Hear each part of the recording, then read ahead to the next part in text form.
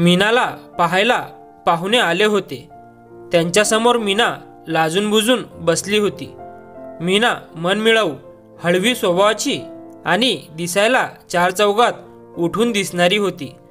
तिला पाहायला आलेल्या राजने तिला पाहताच पसंत केले। मीनाला राज पसंत नव्हता, पण जेव्हापासून राजच्या घरातून मीनाच्या घरी होकार कळवला होता तेव्हापासून राजचा मीनाला कॉल येऊ लागला। तासनतास गप्पा व्हायच्या। तेव्हा मीनाला वाटलं माझा निर्णय बरोबर आहे। राज खूप चांगला मुलगा आहे। मीना त्याच्याकडे ओढली जात होती, राजच्या बोलण्यात हरवली होती। मीनाला राज म्हणजे आयुष्यातील अविभाज्य भागच वाटत होता। त्याचा कॉल जरी आला तरी मीना बेचैन होत होती। लग्नाची खरेदी झाली, बस्ता झाला, त्यात मात्र मुलीच्या घरच्यांनी केलेली अंगठी राजला आवडली नव्हती। त्याने त्यानंतर मीनाला कॉल केलाच नाही। मीनाच त्याला कॉल करायची, पण तो कामात व्यस्त असल्याचे दाखवायचा।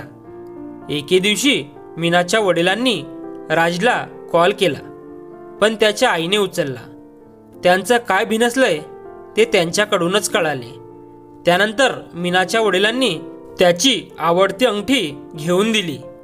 तेव्हा त्याने पुन्हा पहिल्यासारखा कॉल सुरू केला। मीनाला कळून चुकलं होतं की इथं माणसापेक्षा वस्तूला महत्त्व आहे, पण तिने आईवडिलांना काही जाणवू दिलं नाही, कारण लग्न खूप जवळ आलं होतं। लग्न मानपान व्यवस्थित देऊन पार पडलं। माप ओलांडून मीनाने गृहप्रवेश केला। लग्नाच्या पहिल्या रात्री राज खूप दारू पिऊन आला होता। त्यावरून दोघांमध्ये खूप भांडण झाली। राजला कसलीच शुद्ध नव्हती। मीना रडत रडत झोपी गेली। दुसऱ्या दिवशी राज घरात सगळ्यांशी हसून खेळून बोलत होता, पण त्याने मीनाला मात्र दुर्लक्षित केलं। मीनाला याचं खूप वाईट वाटत होतं। राज रूममध्ये काहीतरी आणायला गेला।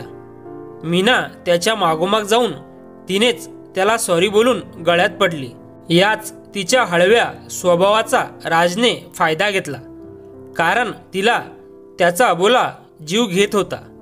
आता कधीही भांडण झाले की मीनाच त्याला सॉरी बोलून भांडण मिटवत होती, कारण राज कधीच तिला सॉरी बोलत नसे, स्वतः कधीच कमीपणा घेत नसे।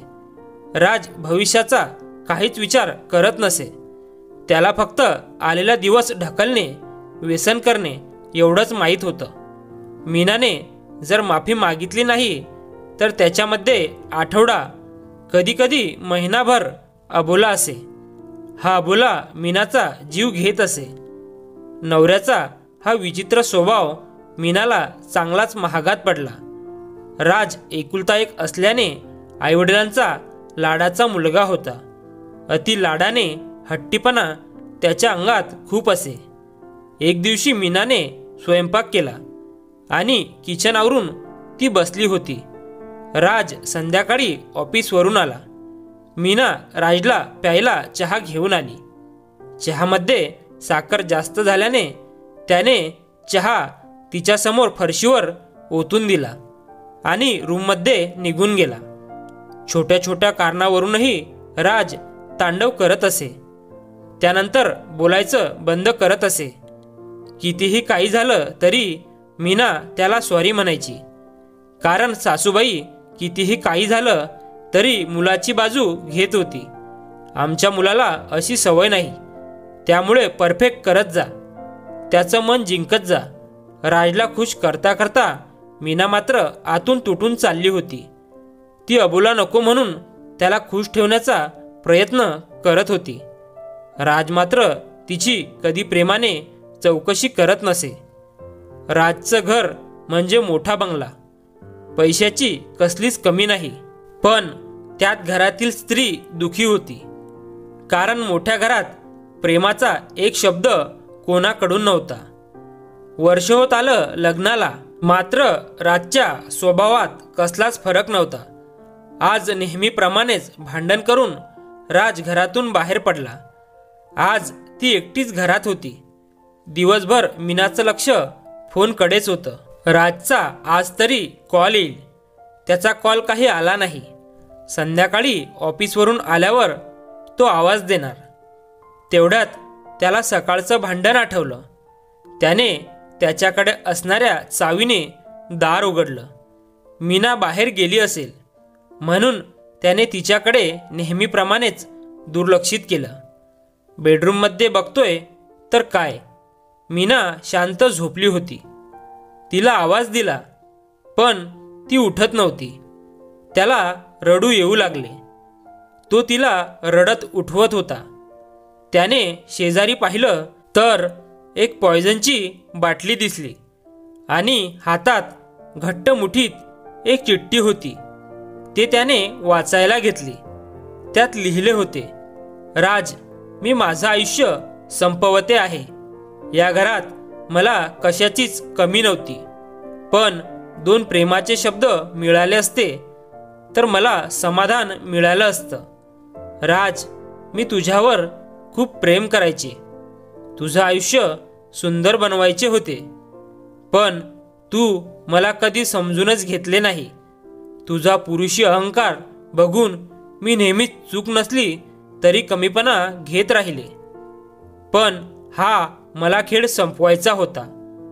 हा तुझा अबोला मला रोज संपवत होता. आज मी यातून मुक्त झाले. आज तुझा विजय झाला. तुझा अबोला घेऊन मी जात आहे. तुझीच मीना. तो तिला उठवण्यासाठी हलवत होता. रडत रडत सॉरी म्हणत होता. ती मात्र त्याचं सॉरी ऐकण्यासाठी थांबली नव्हती. ती तिच्या परतीच्या प्रवासासाठी कायमची निघून गेली होती. तिच्यासाठी आज त्याच्या डोळ्यातून अश्रू वाहत होते. ते पाहायला मात्र ती नव्हती. प्रत्येक नात्यामध्ये भांडण होत असतात, पण ती किती ताणायची आणि किती सावरायची हे त्याच व्यक्तीच्या हातात असते. एकदा वेळ निघून गेल्यावर उपयोग होत नाही. त्यामुळे वेळीच सावध झाले पाहिजे. मित्र आणि मैत्रिणींनो, कथा आवडल्यास व्हिडिओला लाईक करा, शेअर करा आणि व्हिडिओ कसा वाटला कमेंट्स करून नक्की कळवा. आणि आपल्या मॉरल स्टोरीज चॅनलला नक्की सबस्क्राईब करा. धन्यवाद.